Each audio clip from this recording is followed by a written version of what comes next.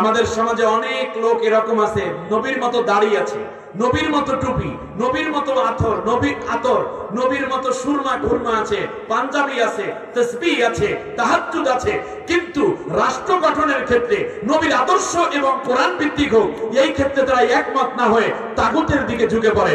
তারাই মূলত এই দেশের মুনাফিক। তার কারণ আপনার ঈমান আল্লাহ কবুল করেন নাই। এইটা শুধুমাত্র কোনো রাজনৈতিক বক্তব্য নয়, ঈমানের বক্তব্য। আল্লাহ নবী সাল্লাল্লাহু আলাইহি ওয়াসাল্লামের মতোই দাড়ি রাখতো, টুপি পরতো, পাঞ্জাবি পরতো, তাহাজ্জুদ পড়তো, রোজা রাখতো, ইফতার করতো, সাহরি খাইতো। আব্দুল্লাহ বিন উবাই দেখতে নবী সাল্লাল্লাহু আলাইহি ওয়াসাল্লামের মতো অবয়ব পুরা, কিন্তু আল্লাহর নবী কোরআন দিয়ে দেশ চালাক এইটাতে সে চায় নাই। নবীর আদর্শের প্রতি তার আনুগত্য ছিল না। মনে মনে চাইতো যদি হিরাক্লিয়াস দেশটা চালাইতো কত না ভালো হইতো, যদি মক্কার কাফেররা ঢুকে পড়তো তাহলে কত না ভালো হইতো। মুহাম্মদ সাল্লাল্লাহু আলাইহি ওয়াসাল্লামের আদর্শ এবং চিন্তাটা তার ভালো লাগে নাই। আল্লাহ রাব্বুল আলামিন বললেন, ও নবী, ওদের ঈমান আমি কবুল করি নাই। ফালা তুসাল্লি আলা আহাদিন মিনহুম মাতা আবাদা।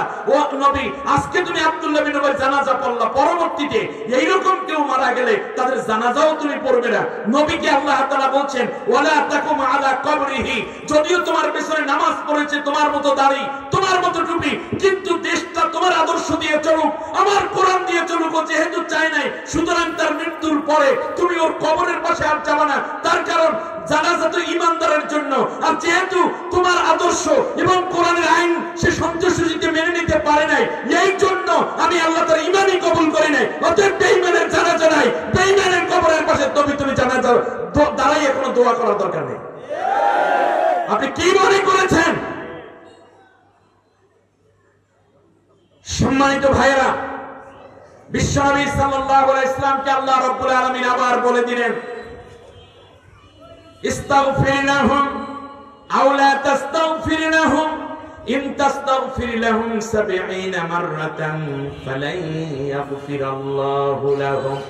নবী গো, তুমি এদের জন্য দোয়া করো আর না করো, ৭০ বারও যদি দোয়া করো, আমি আল্লাহ রাব্বুল আলামিন তোমার দোয়া কবুল করব না, এবং এই ধরনের মুনাফিকদেরকে আমি আল্লাহ মাফ করব না।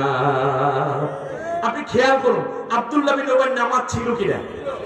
মুনাফিক সর্দার। রোজা ছিল কিনা? নামাজ পড়তো কার পেছনে?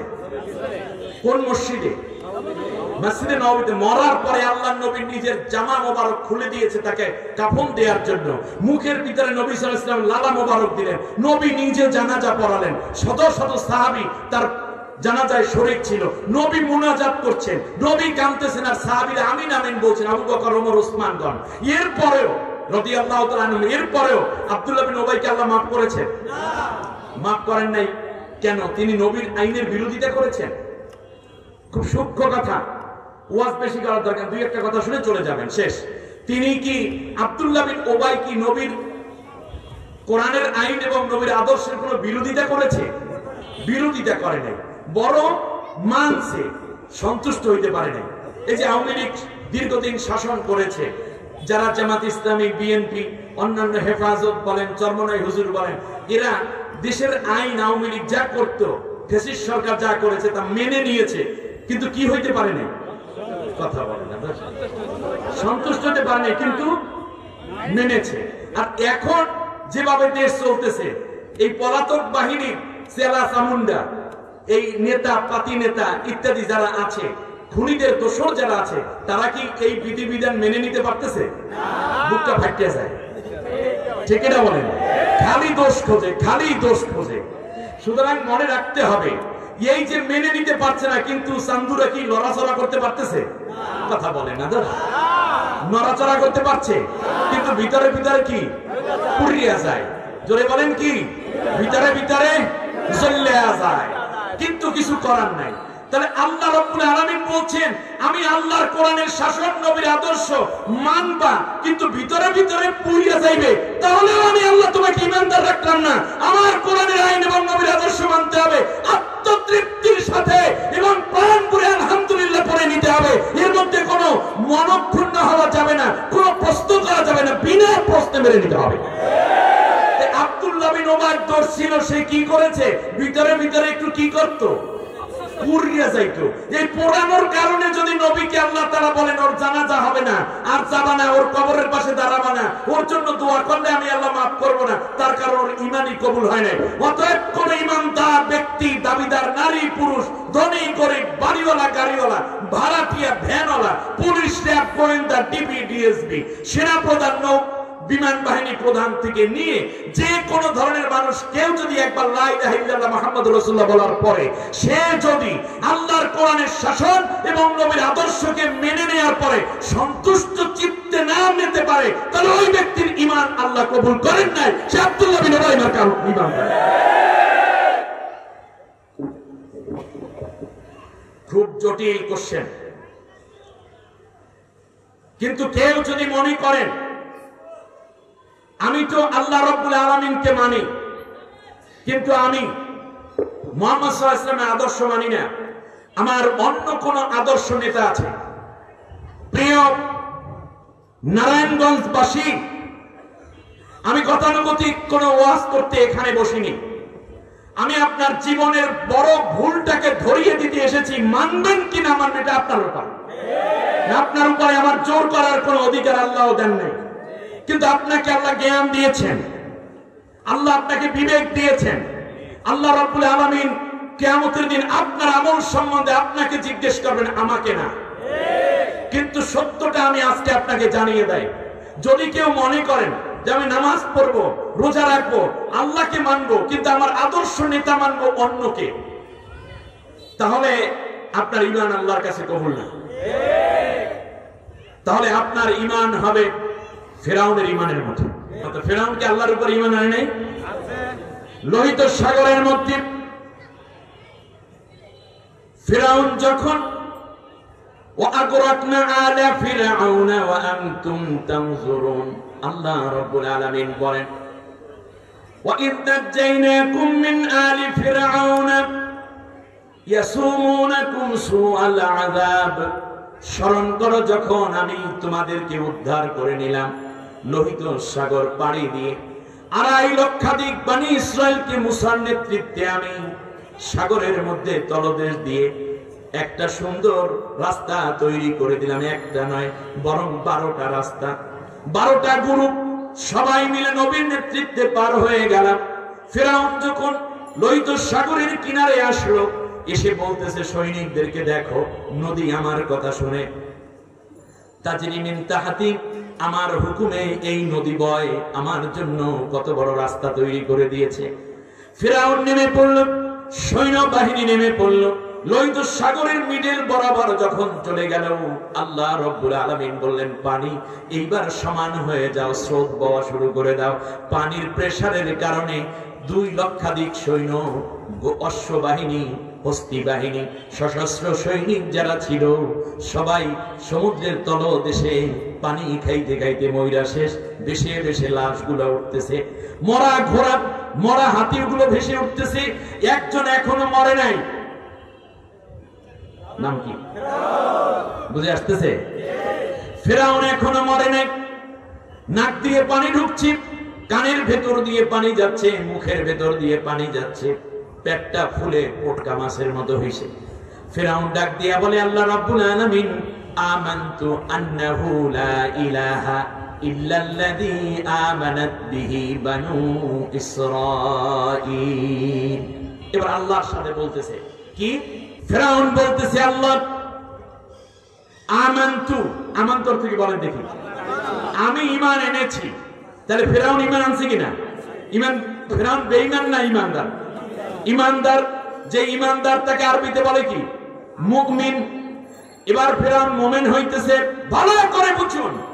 আমানতু, আমি ঈমান আনলাম, আন্নাহু, নিঃসন্দেহে আমি এই কথা স্বীকৃতি দিচ্ছি, লা ইলাহা ইল্লাল্লাহ, আল্লাহ ছাড়া আর কোন ইলাহ নাই। আমরাও কালেমা পড়ছি কি পড়া? লা ইলাহা ইল্লাল্লাহ। এরপর আবার বলতেছে, শুধুমাত্র এরপরেও দেখি আল্লাহর উপরে ঈমান আনার পরেও দেখতেছে নাকের মধ্যে দিয়ে পানি যাওয়া কমছে না, কানের ভিতর দিয়ে পানি ঢোকে, একটু হা করতে না করতে মুখের মধ্যে পানি যায়, পেটটা ফুইলা ফাইটে যাওয়ার অবস্থা হয়ে গেছে। এমন সময় ফেরাউন আবার ঈমানের তাফসীর কইরে আল্লাহরে বুঝাইছে, আমানাত বিহি বানু ইসরাঈল, যেই বনি ইসরাঈলরা যে আল্লাহর উপরে ঈমান এনে এই সাগর পার হয়ে শুকনায় শুকনায় ওপারে চলে গেছে, আমি সেই আল্লাহর উপর ঈমান আনলাম। এরপর শেষকালে আল্লাহকে আবার ভালো কইরা বুঝাইয়া কইতেছে, ওয়া আনা মিনাল মুসলিমিন, আল্লাহ আমি এখন একেবারে পাক্কা মুসলমান হয়ে গেছি। খেয়াল করেছেন সে কি বলল? আমি ঈমান এনেছি এবং কি হয়েছি। এরপর আল্লাহ বলছেন আমানু কামা আমানান নাস, ওই যে ফিরাউনরা ওই যে বনি ইসরাঈলের লোকের ঈমান আনছে সেই উদাহরণ দিয়ে বলছে আল্লাহ আমি ওদের মতো ঈমান আনছি এবং আমি মুসলিম হয়ে গেছি। তার ঈমান কি কবুল হয়েছিল? কথা বলতে হবে তো। তার ঈমান কবুল হয়েছে, আল্লাহর উপর ঈমান আনছে, কিন্তু তারপর ঈমান কবুল হয় না কেন? তার কারণ হচ্ছে একটাই, সেটা হচ্ছে যুগে যুগে যত কালেমা নাজিল হয়েছে ওই কালেমার সাথে তদানীন্তন নবীর নাম যুক্ত ছিল। শুধু আল্লাহর উপরে ঈমান আনলে ঈমান কবুল হয় না, বরং ওই নবীর উপরেও আনুগত্য স্বীকার করতে হয়। কথা বুঝে যাচ্ছে? যেমন আদম আলাইহিস সালামের ব্যাপারে আমরা কালেমা পড়ি, লা ইলাহা ইল্লাল্লাহু আদামু সফিউল্লাহ। এরপর ইব্রাহিম আলাইহিস সালামের ব্যাপারে কালেমা, লা ইলাহা ইল্লাল্লাহু ইব্রাহিম খলিলুল্লাহ, লা ইলাহা ইল্লাল্লাহু নূহ নবিয়ুল্লাহ, লা ইলাহা ইল্লাল্লাহু ইসমাঈলু যাবিহুল্লাহ, লা ইলাহা ইল্লাল্লাহু মুসা কালিমুল্লাহ, লা ইলাহা ইল্লাল্লাহু ঈসা রূহুল্লাহ, লা ইলাহা ইল্লাল্লাহু মুহাম্মাদুর রাসূলুল্লাহ। সুবহানাল্লাহ। লা ইলাহা ইল্লাল্লাহ বললে কি কালেমা হয়? পুরাটা যেতে হবে মুহাম্মাদুর রাসূলুল্লাহ। কিন্তু আমাদের দেশে এখন কালেমা ভাগ করছে, একদল তো ভাগ করে গেছে অন্যভাবে। তারা বলছে লা ইলাহা ইল্লাল্লাহ নৌকার মালিক তুই আল্লাহ। এখন বলে লা ইলাহা ইল্লাল্লাহ ধানের শীষে বিসমিল্লাহ। না ভাই, এই বিসমিল্লাহ আউযুবিল্লাহ যা পড়েন, আগে লা ইলাহা ইল্লাল্লাহ মুহাম্মাদুর রাসূলুল্লাহ পুরোটা পড়েন, তারপরে বললেন। অনেক স্লোগান বানান, কালেমাটারে কমপক্ষে দুইটা ভাগ কইলেন না প্লিজ। এবার খেয়াল করুন, লা ইলাহা ইল্লাল্লাহ তারপরে কি মুহাম্মাদুর রাসূল। আমার কথা বেজার হচ্ছে নাকি আপনারা? আমি ঈমান নিয়ে কথা বলছি, খুব জটিল কথা। দেখুন, লা ইলাহা ইল্লাল্লাহ বলার পরে বলতে হবে কি? মুহাম্মাদুর রাসূলুল্লাহ। তাহলে ফেরাউন এই পর্যন্ত যায় লা ইলাহা ইল্লাল্লাহ, এরপরে মুসা কালিমুল্লাহ না বললে কি কালেমা পুরো হয়? হয় না। কেন বললো না? কারণ ফেরাউন জাতে মাতাল তালে ঠিক না মাউমিলি, ঠিক কিনা বলেন? সে বলতেছে যে লা ইলাহা ইল্লাল্লাহ বলার পরে আল্লাহ তাআলাকে বুঝলাম, মাইনা নিলাম, কিন্তু আমি যদি মুসা কালিমুল্লাহ বলি তাহলে মুসা হয়ে যায় আমার রাসূল আর আমি হয়ে যাই মুসার সাহাবী। খুব জটিল হিসাব। তাহলে নবীর উপস্থিতিতে নামাজের ইমামতি করবে কে, সাহাবী না নবী? সামনে হাঁটবে কে, সাহাবী না নবী? আগে খাওয়া শুরু করবে সাহাবী না নবী? যাত্রা শুরু করবেন আগে পা বাড়াবেন কে? থামতে বললে থেমে যাবে এই অর্ডার করবেন কে, সাহাবী না নবী? নবী। তাহলে বোঝা যায় ফেরাউন বুঝলো যে যদি আমি লা ইলাহা ইল্লাল্লাহ বলি তাহলে আল্লাহ তাআলাকে বোঝানো যাবে, কায়দা কানুন কইরা একটা বাস বুঝ দিয়া পরে একটা সিস্টেম করা যাবে। কিন্তু আমি যদি মুসা কালিমুল্লাহ বইলেই ফেলাই তাহলে আমি হয়ে যাই মুসার সাহাবী। যেমন আবু বকর রাদিয়াল্লাহু তাআলা আনহু এতদিন ছিলেন বন্ধু, কিন্তু কালেমা যখন পড়লেন তখন হয়ে গেলেন কি? এতদিন ছিল তাকে হত্যা করার জন্য ওত পেতে বসে থাকা এক দুশমন ওমর রাদিয়াল্লাহু তাআলা আনহু, যেই দিন কালেমা পড়লেন লা ইলাহা ইল্লাল্লাহ মুহাম্মাদুর রাসূলুল্লাহ, সেই দিন এই ওমর কি হয়ে গেলেন? সাহাবী হয়ে গেলেন। এখন কার কথায় তারা চলে? রাসূলের কথায় তারা চলে। অতএব নবী আছে, যদি আমি মুসাকে নবী মেনে নেই তাহলে আমি হয়ে যাই, ফিরআউন বলতেছেন আমি হয়ে যাই মুসার কি? সাহাবী। তখন নেতৃত্বের জায়গায় বসবে কে? আর জোতা ঠিক করে দেবে কে? ফেরাউন। ফেরাউন বুঝতে পেরেছে লা ইলাহা ইল্লাল্লাহ বলে কায়দা কানুন কইলে আল্লাহরে বুঝাই যাওয়া যাবে, কিন্তু মুসা কালিমুল্লাহ বলে ফেললে আমি হয়ে যাই মুসার সাহাবী। অতএব সাহাবী হইলে তো আমার রাষ্ট্রপ্রধান আর আমি থাকি না, হয়ে যাবে কে? এর মানে 4500 বছর আগে ফিরাউনের মতো একটা জালেম শাসক জীবনের মৃত্যু তার চোখের সামনে দেখতেছে যে আমি নুনা পানি খাইতে খাইতে মইরা যাইতে আছি। এই সময়ও সে বুঝলো যে মুসা কালিমুল্লাহ বললে রাষ্ট্র পরিচালনার দায়িত্ব পাইবে মুসা পয়গম্বর। আর 1450 বছর পরেও আমরা মুসলমান হয়ে বুঝলাম না লা ইলাহা ইল্লাল্লাহ মুহাম্মাদুর রাসূলুল্লাহ শব্দের অর্থ রাষ্ট্র চলবে রাসূল সাল্লাল্লাহু আলাইহি ওয়াসাল্লামের আদর্শ নীতিতে। আমরা এখনো পর্যন্ত কেন বুঝলাম না? ফিরাউন বুঝলো 4500 বছর আগে, এরপরে আবু জেহেল বুঝলো 1400 বছর আগে, নমরুদ বুঝলো 3500 বছর আগে, আর আমরা এখনো কেন বুঝি না? এর মানে আমরা কালেমার মূল যে দাবি সেটা পূরণে ব্যর্থ হয়েছি। এজন্য আজকে সিরাতুন নবী সাল্লাল্লাহু আলাইহি ওয়াসাল্লাম মাহফিলে আমরা জানার চেষ্টা করব রাসূল সাল্লাল্লাহু আলাইহি ওয়াসাল্লামের রাষ্ট্র ব্যবস্থা এবং নবী সাল্লাল্লাহু আলাইহি ওয়াসাল্লাম কেমন ছিলেন রাষ্ট্রনীতি এবং রাষ্ট্র ব্যবস্থার মধ্যে। আপনাদের কষ্ট হবে? আমার ভাইয়েরা খেয়াল করুন, আল্লাহর নবীও বলেছেন লা ইউমিনু আহাদুকুম হাত্তা ইয়াকুনা হাওয়াহু তাবআন লিমা জিতু বি। তোমরা ততক্ষণ পর্যন্ত ঈমানদার হতে পারবে না যতদিন পর্যন্ত আমি আল্লাহর আমার নবী যে আদর্শ নিয়ে আসছি এইটা যতদিন সন্তুষ্ট চিত্তে না মানবে ততদিন পর্যন্ত তোমরা মুমিন হতে পারবে না। আল্লাহু আকবার। আসুন, তিনটা ক্ষেত্রে ঐক্য হতে হয়। এক নম্বরে কি বলেছি বলেন? সরকার গঠনের ক্ষেত্রে। তাহলে আগামী দিনগুলোতে যদি আমরা আল্লাহর কোরআনের আল্লাহর বান্দা হই, নবীর উম্মত হই, তাহলে আমরা সরকার গঠন করব সবাই মিলে। কি সরকার? সবাই রাজি? আল্লাহ কবুল করুন। এক। দ্বিতীয় হচ্ছে রাষ্ট্র রক্ষার জন্য ঐক্যবদ্ধ হতে হবে, কোন দল মত মাযহাব দেখার কোনো প্রয়োজন নেই। তৃতীয় হচ্ছে যুদ্ধ ক্ষেত্রে ঐক্য হতে হবে। কিসের ক্ষেত্রে? যুদ্ধ ক্ষেত্রে ঐক্যবদ্ধ হতে হবে। রাসূল সাল্লাল্লাহু আলাইহি ওয়াসাল্লামের সাহাবী তারা ঐক্যবদ্ধ ছিলেন, কিছুটা মতপার্থক্য থাকার পরেও আলহামদুলিল্লাহ তারা সবাই মিলে দ্বীন প্রতিষ্ঠা এবং দ্বীনের আন্দোলনকে বিজয়ী করার জন্য ছিলেন ঐক্যবদ্ধ। রাসূল সাল্লাল্লাহু আলাইহি ওয়াসাল্লাম একটা যুদ্ধে রওনা করলেন। আমার দিকে তাকান। নবীজি বললেন যে তোমরা সবাই নামাজ পড়বা, আসর নামাজ পড়বা জুহফা নামক জায়গায় গিয়ে। সাহাবীগণ রওনা করলেন। পথিমধ্যে আসর ওয়াক্ত হয়ে গেল। এই আসর ওয়াক্ত হওয়ার পরে একদল সাহাবী ওই দুই দল একটা গ্রুপের পুরোটা একটা গ্রুপ আসর নামাজ পড়া ফেলাইছে, আর এক গ্রুপ বলতেছে যে না তোমরা কেন এখন নামাজ পড়ো? নবী তো বলছেন ওই জায়গায় পৌঁছার পরে নামাজ পড়তে। এই সাহাবীগণ বলল যে না, ওটা তো নবী তাকিদের জন্য বলেছেন যাতে কোনো লেট না করি। আর এক দল ঠিক ওই জায়গায় গিয়ে তারপরে নামাজ পড়েছে। রাতের বেলায় রাসূল সাল্লাল্লাহু আলাইহি ওয়াসাল্লাম যখন তাবুতে হাজির হলেন তখন দুই দল এসে বলল ইয়া রাসূলুল্লাহ দেখেন ওরা আগে নামাজ পড়ে ফেলেছে, আপনার কথা মানে নাই।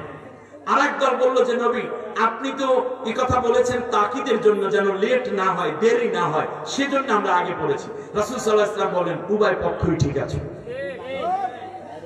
আপনি দেখেন নামাজ আগে পড়েছে এক গ্রুপ, পরে পড়েছে আরেক গ্রুপ। এইটার কারণে তাদের ভিতরে কিছু মনোমালিন্যতাও হইতে পারে, কিন্তু পরের দিন সকালবেলায় যখন কাফেরের মোকাবেলায় যারা দ্বীনকে ইসলামকে হত্যা করতে এসেছে তাদের মোকাবেলায় অস্ত্র হাতে জীবন বাজি রেখে লড়াই করার জন্য তারা বলে নাই যে তোরা আগে নামাজ পড়ছো তোরা যা মর, অথবা তোরা দেরিতে নামাজ পড়ছো তোরা আগে যাইয়া মর, তোদের সাথে আমরা নাই। তার কারণ তারা জানতেন নামাজ আগে কিংবা পরে এটা ইখতিলাফ থাকতে পারে, কিন্তু একামতে দ্বীনের কাজে ময়দানে আমরা কোন রকম দ্বিধাদ্বন্দ্ব করব না, সবাই মিলে ঐক্যবদ্ধ দ্বীন প্রতিষ্ঠা করব। এই চিন্তা এবং দর্শন যদি আমাদের হয় তাহলে আমাদের বিজয় সুনিশ্চিত। আল্লাহ রাব্বুল আলামিন আমাদেরকে কবুল করুন।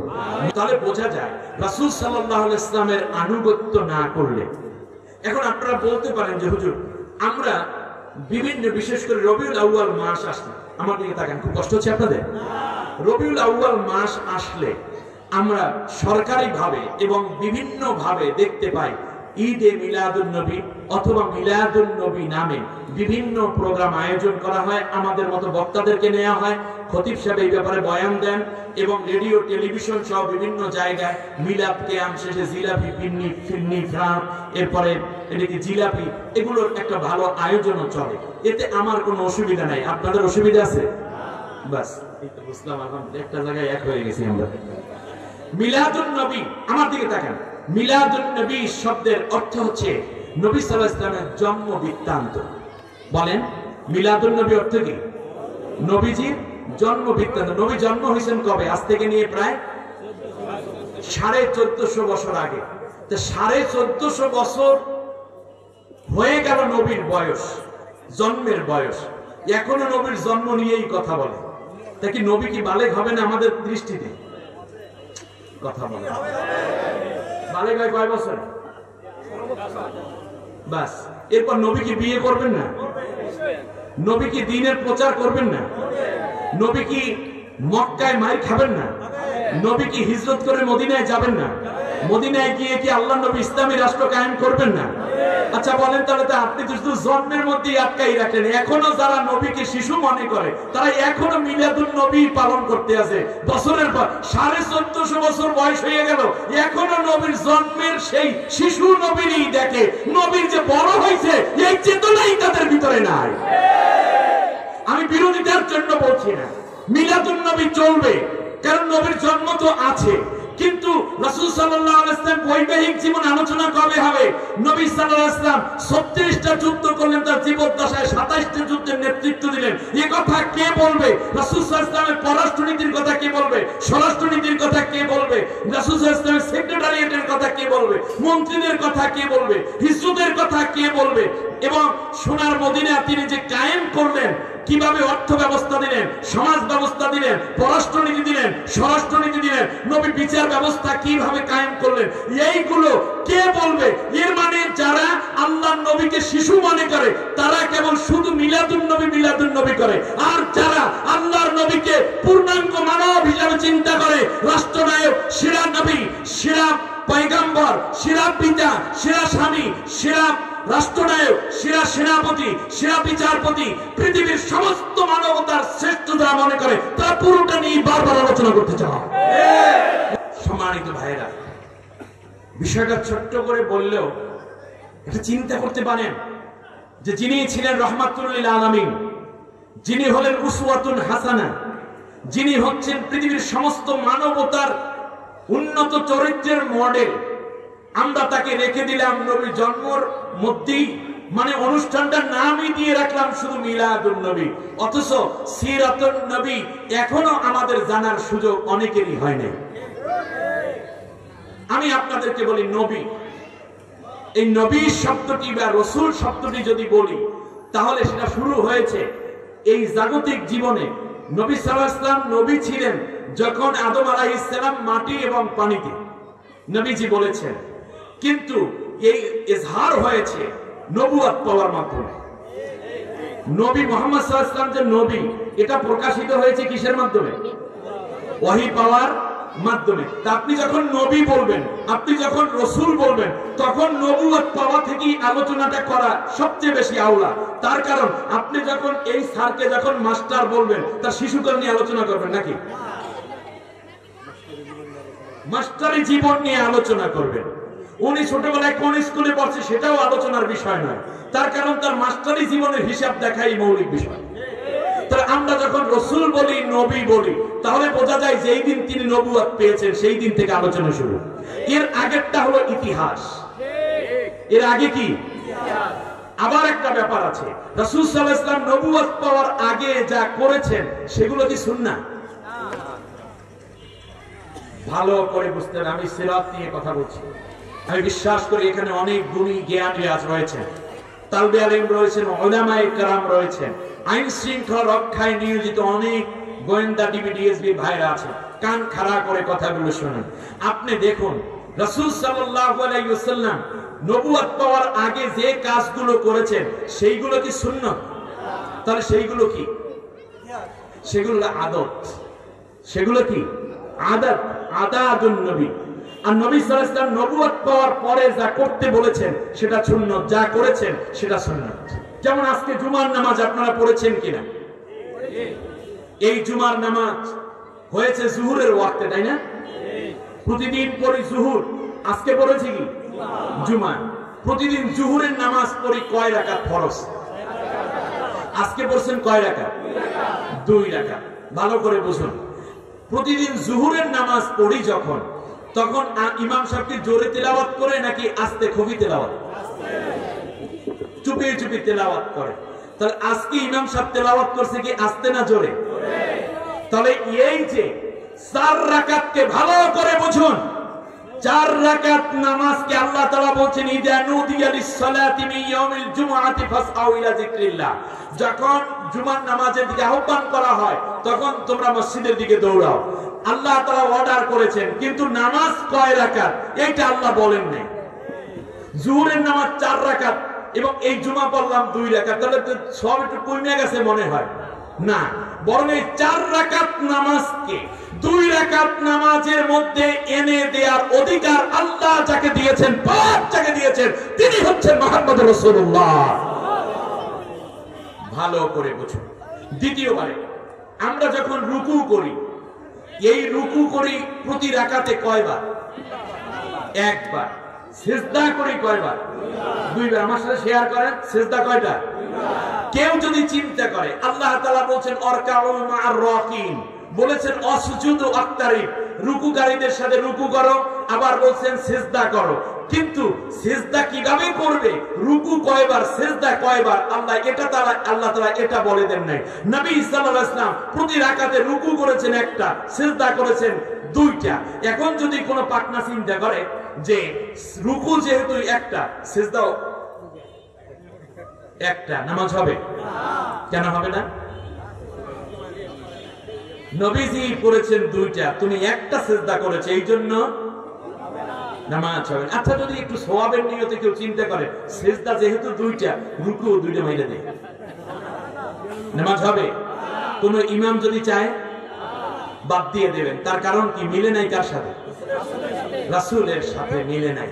অতএব বোঝা যায় রাসূল সাল্লাল্লাহু আলাইহি ওয়াসাল্লামের সুন্নাহর সাথে, আদর্শের সাথে যদি না মিলে, ইমাম ভুল করলে ইমাম যেমন বাদ হয়ে যাবে, ঠিক তেমনি রাষ্ট্রের ইমাম, এমপি, মন্ত্রী, কমিশনার কিংবা মেয়র, মেম্বার, চেয়ারম্যানও যদি আল্লাহর নবীর আদর্শের বাইরে কার্ল মার্কস, লেনিন, মাও সেতুং, ডারউইন, ফ্রয়েড, হেগেলদের কোন নীতি এবং আদর্শ আনতে চায়, তাহলে উম্মত হিসাবে ওই নেতাকে ডিলিট করে দিয়ে, আমরা লোকমা দিয়ে প্রয়োজনে ওই ইমামের পিছন থেকে তার দল ত্যাগ করে যারা আল্লাহর নবীর আদর্শ অনুযায়ী নামাজ পড়ায়, তাদের কাছে যেমন সেই মসজিদে দৌড়াবো, ঠিক তেমনি যারা নবীর আদর্শ কায়েম করতে চায় তাদের দলে যোগদান করে নবীর আদর্শ এই জমিনে আমরা কায়েম করব।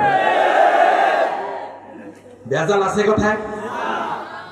আমার ভাইয়েরা খেয়াল করুন, আল্লাহ রাব্বুল আলামিন এই জন্য বলেছেন ঈমান তো কবুল হবেই না, বরং আমার নবীর আদর্শ বাদ দিয়ে যদি অন্য কারো আদর্শ মানো, আমি আল্লাহ রাব্বুল আলামিন তাদেরকে কাফের হিসাবে ঘোষণা দিলাম। নাউযুবিল্লাহ পড়বেন না? কুল আতিউল্লাহ ওয়ার রাসূল ফাইন তাওয়াল্লাউ ফাইন্নাল্লাহা লা ইউহিব্বুল কাফিরিন। আমার বান্দা বান্দীরা, তোমরা জীবনে ওঠা বসা, চলাফেরা, ব্যক্তি, পরিবার, সমাজ, রাষ্ট্র জীবন, সব জায়গায় আমি নবী, আমার নবী যেইভাবে করেছেন তোমরা সেই কাজগুলো সেইভাবে করবা। আর মনে রাখবে, এর বাইরে যদি তোমরা চলে যাও, সেই ধরনের কোন কাফেরকে আমি আল্লাহ ভালোবাসি না। আল্লাহু আকবার। তাহলে আদর্শ নেতা হবেন কে? মুহাম্মদুর রাসূলুল্লাহ সাল্লাল্লাহু আলাইহি ওয়াসাল্লাম। এখন একটু আবার পেছনে চলে যাই। ফিরআউন যখন মরেই যাচ্ছে, তখন আল্লাহ রাব্বুল আলামিন বললেন, আল আন ওয়াকাদ আসাইতা ক্বাবলু ওয়া কুনতা মিনাল মুফসিদিন। ও ফিরআউন, তুমি এই মুহূর্তে কালেমা পড়ে আমার উপরে ঈমান এনেছো, বলো তাও কালেমার পুরো হক আদায় করো নাই। তুমি এখানে মুসা কালিমুল্লাহ বলো নাই, অথচ মৃত্যুর সময় তুমি আল্লাহর নাম আমার উপরে ঈমান আনলা। এই ঈমানের হকও আদায় হলো না। মনে রাখবা, এখন ইমানদার বলো, তুমি ছিলা দুনিয়ার বুকে বড় স্বৈর শাসক। অতএব বোঝা যায়, কোন স্বৈর শাসক যদি মানুষ হত্যাকারী হয়, ক্ষমতায় দীর্ঘদিন থাকার জন্য লেডি ফেরাউন হোক আর জেমস ফেরাউন হোক, নারী ফেরাউন, পুরুষ ফেরাউন, যাই হোক না কেন, সে যদি জাতির লোকদেরকে হত্যা করে, ইউযাব্বিহু আবনাকুম, দেশের সন্তানগুলোকে যদি হত্যা করে, স্বামী স্ত্রী একত্রে ঘুমিয়ে আছে, হঠাৎ করে স্বামীকে দরজা ভেঙে নিয়ে গেল। 2 দিন পরে লাশ পাওয়া যায় বুড়িগঙ্গা নদীর মধ্যে। আমার ভাই, এমনি করে করে কত সন্তানের জীবন চোখের সামনে থেকে ঝরে পড়ে গেল। ক্রস ফায়ার থেকে নিয়ে ব্রাশ ফায়ার পর্যন্ত, আয়না ঘর থেকে ধরে নিয়ে ফাঁসি পর্যন্ত কত নির্যাতন, কত অত্যাচার গেল। আল্লাহ রব্বুল আলামিন ফেরাউনকে লক্ষ্য করে বলছে, এখন তুমি ঈমানদার হয়েছো, মনে রাখবা এরপরও তুমি নবীর আদর্শের কথা স্বীকৃতি না দিয়ে মুমিন দাবি করো, মুসলমান দাবি করো, মনে রাখবা তোমার পরে কিয়ামত পর্যন্ত যত এই রকম ফেরাউনি নীতি অবলম্বন করবে, তোমার মতো জোরপূর্বক থাকার নিয়তে স্বৈর নীতি অবলম্বন করবে, জনগণের উপর পীড়ন করবে, মৃত্যুর সময়ও আমি আল্লাহ রাব্বুল আলামিন তাদের ঈমান কবুল করব না, কাফের অবস্থায় আমি তাদের মৃত্যু করাইয়া দেব। তাহলে বোঝা যায় খুনি স্বৈর শাসক যারা, তাদের ঈমান আল্লাহ কবুল করেন না। এটার উদাহরণ দেওয়ার জন্য আল্লাহ তাআলা বললেন, ফালিয়াউমা নুনাজ্জিকা বিবাদানিকা লিতাকুনা লিমান খালফাকা আয়া ওয়া ইন্না কাসীরাম মিনান নাসি আন আয়াতিনা লাগাফিলুন। আল্লাহ রাব্বুল আলামিন বললেন, ফিরআউন, কিয়ামত পর্যন্ত তোর দেহটাকে আমি আল্লাহ সংরক্ষণ করলাম, মাটি তোর দেহ ভক্ষণ করবে না, পানি তোর দেহ গালাবে না, হাঙ্গর, কুমির কিংবা শার্ক কেউ তোর দেহ খাবে না, পোকামাকড় তোর দেহ খাবে না, এমনকি বাতাস পর্যন্ত তোর দেহটা উড়াইয়া নিয়ে যাবে না, জলীয় বাষ্প হবে না। আমি আল্লাহ কিয়ামত পর্যন্ত তোর দেহকে সংরক্ষণ করলাম। একদল মানুষ থাকবে যারা আমি আল্লাহকে বিশ্বাসও করবে, বলবে রাতে তাহাজ্জুদ পড়ে 70 রাকাত, ছোটবেলা থেকে তাহাজ্জুদ শুরু করছে, 17 বছর বয়স থেকে এই 80 বছর পর্যন্ত একদিনও তাহাজ্জুদ মিস যায় নাই, ঠিক না? আল্লাহ রাব্বুল আলামিন বলেন, এইরকম আমার আবেদ হিসাবে সে বারবার আবির্ভূত হবে। কেউ বলবে আমার নেতা, আমার নেত্রী প্রত্যেকদিন রাত 10টার সময় তাহাজ্জুদ শুরু করে, সকালবেলা ফজর পড়ে কোরআন পড়েও ঘুমায়, এই কথাগুলো বলবে, কিন্তু নবীর আদর্শের বাইরে তারা বলবে অমুক নেতার আদর্শ আমরা কায়েম করব, তমুক নেতার আদর্শ কায়েম করব।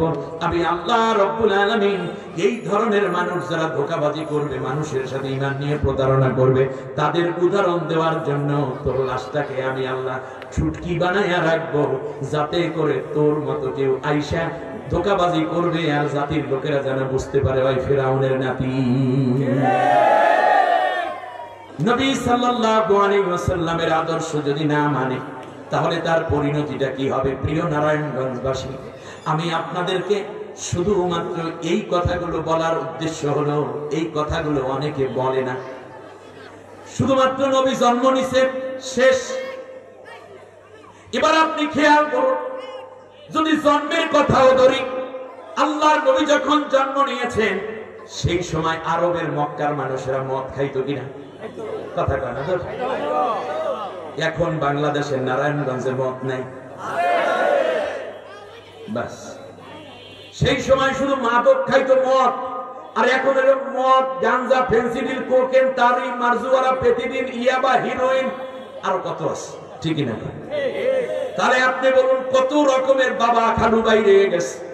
এবার খেয়াল করো, আল্লাহ রাব্বুল আলামিন বললেন, এবার খেয়াল করো, সেই সমাজে মদ ছিল, মাদক ছিল, এখনো আছে।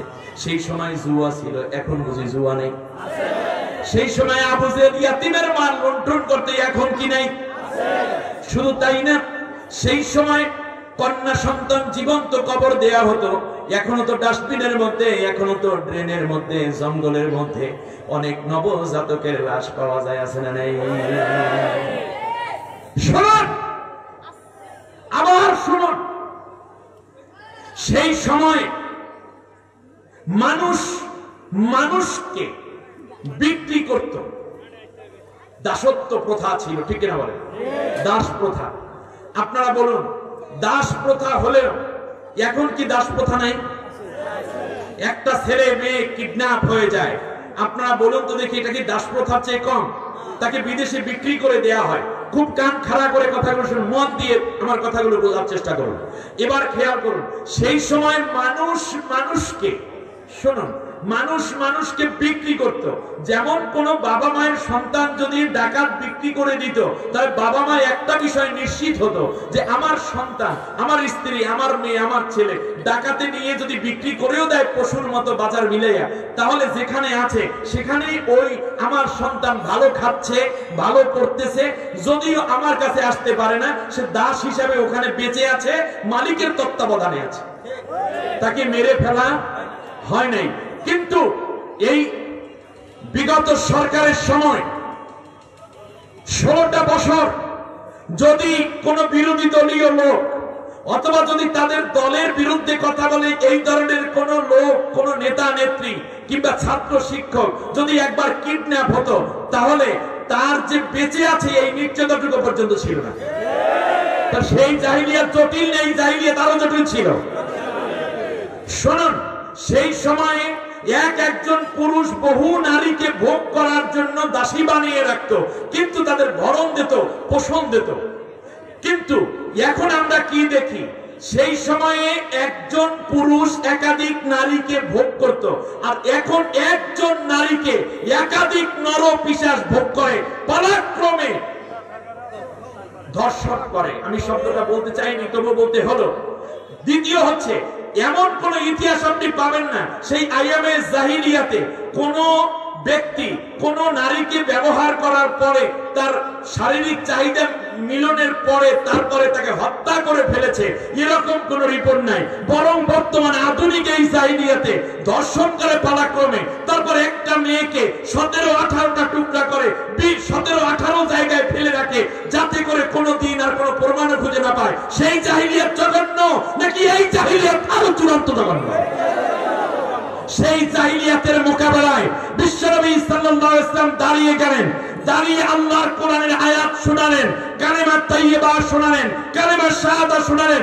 একদল মানুষ তার সাথে যুক্ত হলো। আল্লাহর নবী সাল্লাল্লাহু আলাইহি ওয়াসাল্লাম তাদেরকে নিয়ে মদিনায় একটা রাষ্ট্র গঠন করলেন। জিনা বন্ধ হলো, ধর্ষণ বন্ধ হলো, খুন বন্ধ হলো, চুরি বন্ধ হলো, ডাকাতি বন্ধ হলো, দুর্নীতি বন্ধ হলো, মানুষ মানুষের অধিকার খুঁজে পেল। অন্য ধর্মাবলম্বীরা তাদের সুখে শান্তিতে বসবাস শুরু করে দিল। দিনের কোন রাজনৈতিক কারণে কেউ কারো জমি দখল করে না, অন্যায় করে না, টাকা বিদেশে পাচার করে না, কেউ কারো ক্ষমতার প্রভাব দেখায় না। সবাই এক আল্লাহর গোলাম হয়ে সবাই মিলে ঐক্যবদ্ধভাবে সবাই সবার উপকারে লিপ্ত হলো। সেই মদিনার নাম ছিল ইয়াসরিব, পরবর্তী হলো মদিনা, শেষ নাম হলো সোনার মদিনা। আমরা যে এই রাষ্ট্রে বাস করি, আইয়ামে জাহিলিয়াতের সব সিস্টেম আছে, সিমটম আছে, এরপরেও আমরা বলি এটার নাম সোনার বাংলা। গান বানাইছে আমার সোনার বাংলা, আমি তোমায় ভালোবাসি, গান আছে না? আছে। কিন্তু এই বাংলাদেশের স্বপ্ন দেখে যিনি স্বাধীনতার নেতৃত্বে এগিয়ে আসলেন, তিনি বলেছেন সবাই পায় তেলের খনি, স্বর্ণের খনি, আমি পেয়েছি। জোরে বলেন, কিসের খনি? চোরের খনি। তাহলে আল্লাহর নবী, তার চরিত্র মাধুর্য, তার নেতৃত্ব, তার রাষ্ট্রনীতি, তার সংসদ, তার সেক্রেটারিয়েট দিয়ে আল্লাহর কোরআনের বিধানের মাধ্যমে ইয়াসরিবকে মদিনা, পরবর্তীতে সোনার মদিনা বানাতে হয়। আজকে রূপসী বাংলা, সবুজ বাংলা, সোনার বাংলা দেখা শেষ, ডিজিটাল বাংলা, এরপর আরো কত বাংলা আমরা দেখতে, স্মার্ট বাংলাদেশ, কত কিছু দেখার স্বপ্ন দেখানো হলো। কিন্তু সত্যিকার অর্থে যদি সোনার বাংলা বানাতে হয়, তাহলে আল্লাহর নবীর আদর্শকে যেমন কায়েম করতে হবে, আল্লাহর কোরআনের আইন দিয়ে দেশটা পরিচালনা করলে সত্যিকার সোনার বাংলা পরিণত হবে। ঠিক কিনা বলে? সেই মদিনার প্রেক্ষাপটে আজ বাংলাদেশ। কিন্তু সোনার বাংলা কিভাবে গঠন হবে? সোনার বাংলা বানানোর জন্য যত নেতৃত্ব এসেছে, যারাই এসেছে, সবাই কার্ল মার্ক্সের নীতি নিয়েছে, সমাজতন্ত্র নিয়েছে, ধর্মনিরপেক্ষবাদ, নিরপেক্ষতা নিয়েছে, নাস্তিকবাদ নিয়েছে, কেউ বা ইসলাম বিরোধিতা নিয়েছে, কেউ অল্প ইসলাম, আর বাকিগুলো অন-ইসলাম নিয়েছে। কিন্তু সব তেঁতুল গাছ লাগাইয়া আমরা সবাই মিলে দোয়া করছি, আল্লাহ গো বুঝলি আম দিও। যারাই আসছে সবাই তেঁতুলের টক দিয়া বিদেশে গেছে, কেউ দেশে ধনী হয়েছে, কেউ আবার সামনে ধনী হওয়ার স্বপ্ন দেখছে। অতএব হাজী সাহেবগণ, প্রিয় মোমেন ভাইয়েরা, এখন একটা বারের জন্য একটা দোয়া করব, সেটা হচ্ছে আগে আম গাছ লাগাবো, তারপরে দোয়া করব। তেঁতুল গাছের গোড়ায় বসে আমের দোয়া করব না। আজকে আমাদের আব্দুল জব্বার ভাইদের মতো মানুষ আমি আপনাদের কাছে আমানত রেখে গেলাম, আজ যেমন আছে যদি এমপি হয়, মন্ত্রী হয়, দেশের সর্বোচ্চ দায়িত্ব পায়, একটা পয়সা যদি দুর্নীতি করে আমার বিরুদ্ধে সর্বপ্রথম মামলা করবেন আপনারা। সততা আসমান থেকে পড়বে না। দুর্নীতি মুক্ত বাংলাদেশ, সন্ত্রাস মুক্ত বাংলাদেশ, মাদক মুক্ত বাংলাদেশ, ঘুষ মুক্ত বাংলাদেশ যদি করতে হয় তাহলে আল্লাহর আইন এবং সৎ লোকের শাসনের বিকল্প নাই। এই সৎ লোক আল্লাহর নবী বানিয়েছেন আবু বকর, ওমর, ওসমানদেরকে। সুবহানাল্লাহ বলবেন না? আল্লাহ রাব্বুল আলামিন বলেন, শোনো, শুধুমাত্র কাফের বলি আল্লাহ তাদেরকে তিরস্কার করেন নাই, বরং আল্লাহ রাব্বুল আলামিন বলতেছেন, ওয়ায়াকুলুনা নুমিনু বিবাদিন ওয়া নাকফুরু বিবাদ ويريدون أن يتخذوا بين ذلك سبيلا أولئك هم الكافرون حقا وأعتدنا للكافرين عذابا مهينا। যারা আমার কোরআনের কিছু মানে, ইসলামের দোহাই দেয়, আবার নবীর কিছু তরিকাও ধরে, এই যে কয়দিন পরে দেখবেন আল্লাহ নবীর তরিকায় পুরোপুরি উঠে গেছে। একদল মানুষ দেখবেন সারা বছর মসজিদে নাই, জুমার নামাজের সময় দেখবেন মসজিদে সারা জীবন। আল্লাহ রাব্বুল আলামিনের কোরআন এবং আল্লাহ নবীর আদর্শের পক্ষে একটা কথাও বলে নাই। হঠাৎ করে মসজিদে দেখবেন ইমাম সাহেবের পাশে দাঁড়াইয়া বলবে, আমরা খাঁটি মুসলমান, আমরা কিন্তু ইসলামের পক্ষে আছি, ঠিক কিনা বলে? একদল ইমানের জন্য জীবন দেয়, আর একদল আসে শুধুমাত্র ইসলামের নাম ভাঙ্গাইয়া খাইয়া নিজে ক্ষমতায় যাওয়ার জন্য। এটাই ধর্ম ব্যবসা। আল্লাহ রাব্বুল আলামিন বলেন, ইয়াত্তাকিদুনা বাইনা যালিকা সাবিলা, দুইটার মাঝখান থেকে নিজেরা একটা রাস্তা তৈরি করে আসলে ইসলামও মানে না, কোরআনও মানে না, নবীও মানে না।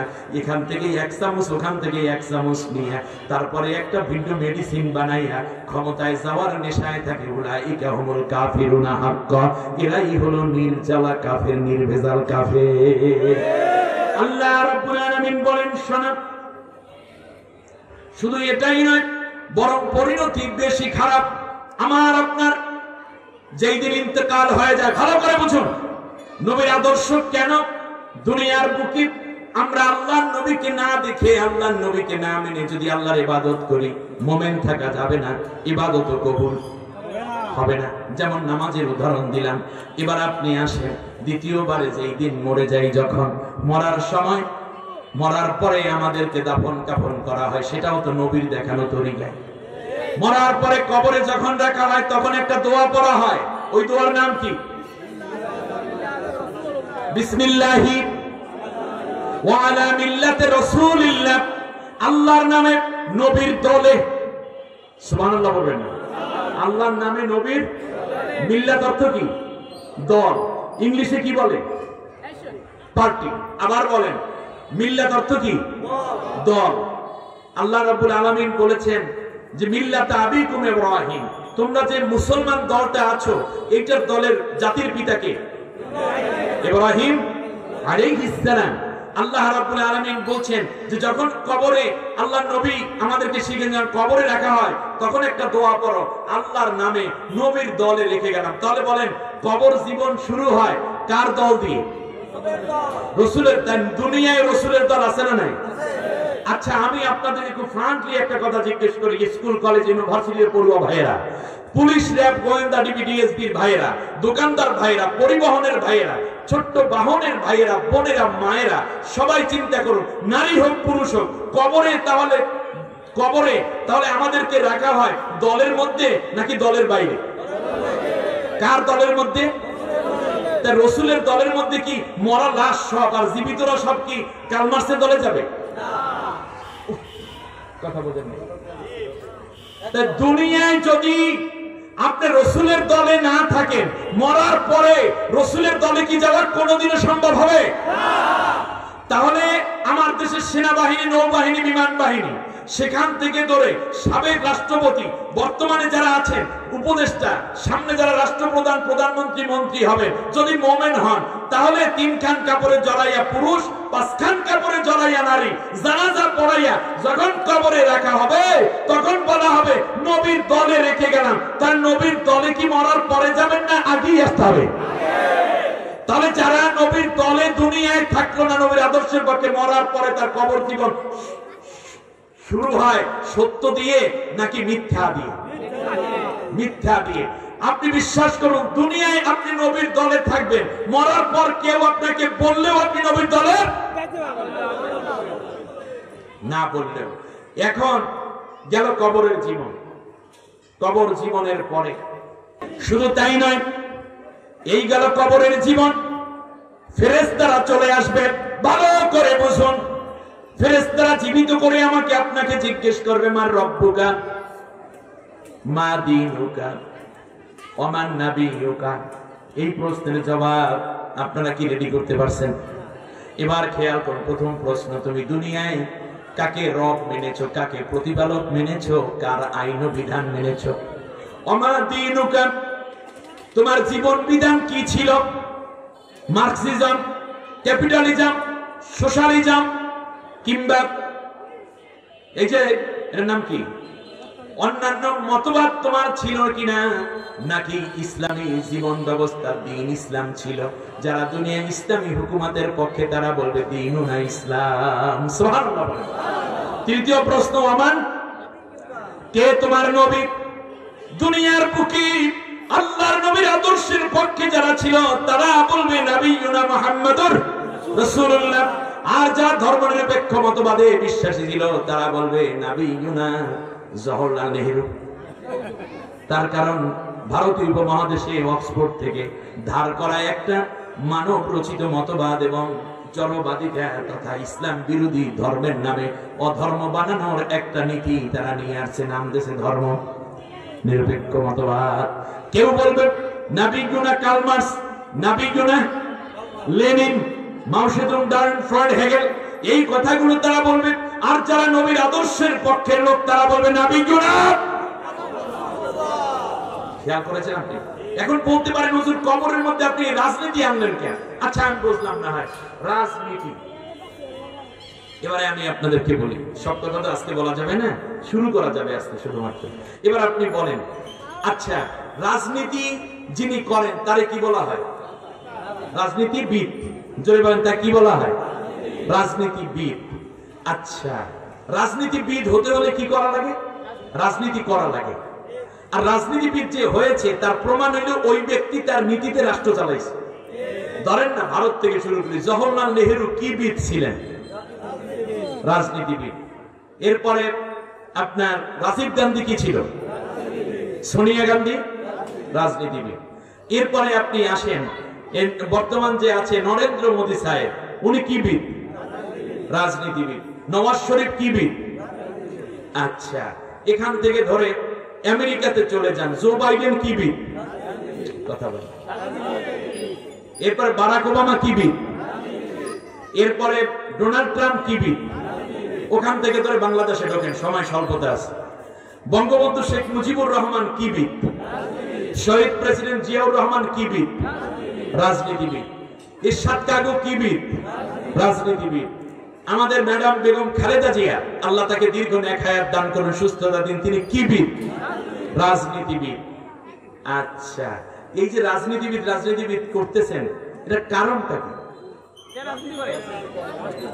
রাজনীতি করেছে এবং তারা কি চালাইছে? রাষ্ট্র চালাইছে। তাহলে আমাদের নবী কি বিদ হবেন? রাজনীতিবিদদের ওস্তাদ, মহান রাজনীতিবিদ। রাজনীতি যদি কেউ শিখতে চায় সেটা নবীর কাছ থেকে শিক্ষা নেয়। আর নবীর রাজনীতি যারা করে তারাই নবীর উম্মতি রাজনীতিবিদ, ঠিক কিনা বলেন? কারণ আল্লাহর নবী কি রাষ্ট্র চালাইছে কিনা? তাহলে ডোনাল্ড ট্রাম্প রাষ্ট্র চালাইলে রাজনীতিবিদ হয়ে যায়। ইরশাদ কাগু দেশ চালাইলে রাজনীতিবিদ হয়ে যায়।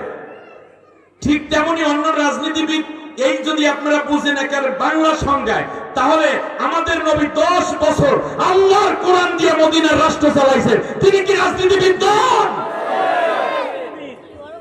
আচ্ছা বুঝলাম, না হয় রাসূল সাল্লাল্লাহু আলাইহি ওয়াসাল্লাম। এবার আবু বকর রাদিয়াল্লাহু তাআলা আনহু কি দেশ চালায় নাই? তাহলে তিনি কি রাজনীতিবিদ না? কিন্তু আমরা কি মনে করেছি? নবী মানে মনে করছি দাড়িওয়ালা, দাড়ি টুপি আছে, গায়ে আতর মাখায়, এরপরে পাগড়ি পরে নামাজ পড়ায়, এরপরে সুবহানাল্লাহ আলহামদুলিল্লাহ জিকির করে, তারপরে জামা পিছন দিয়ে খাইছে উঠছে মনে হয় অনেক দূর, তারপরে খায় ভালো, পরে ভালো, আতর পাতর সুরমা কুরমা কদু মধু স্ত্রীর মহব্বত লইয়ে ব্যস্ত। আর ইয়া নবী সালাম আলাইকুম। তাহলে দেশ চালাইলো কেমনে? 10টা বছর আল্লাহ নবী রাষ্ট্র চালাইছেন।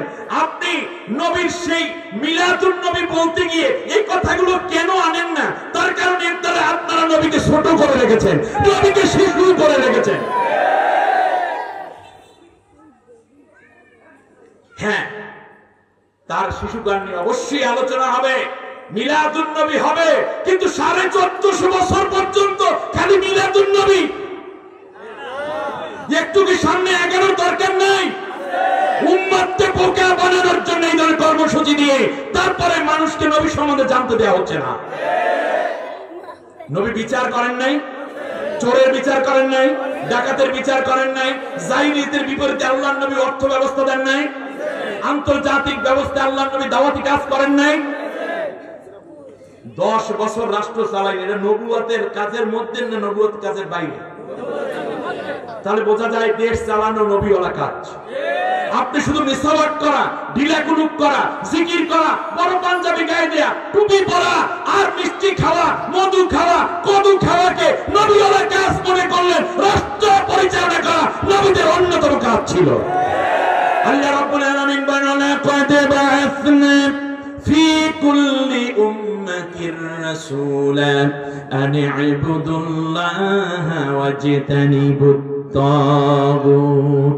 এই পৃথিবীতে যত নবী আমি প্রেরণ করেছি সব নবীদের মৌলিক 2টা কর্মসূচি ছিল।